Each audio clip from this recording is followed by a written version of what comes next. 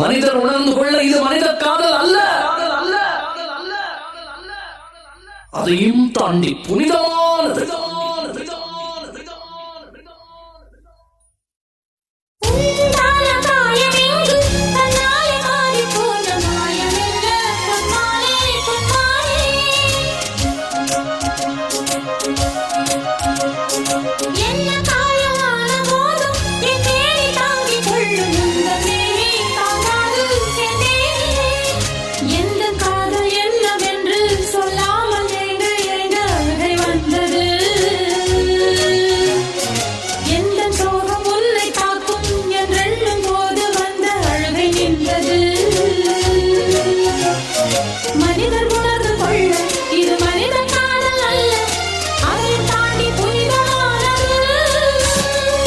சாமி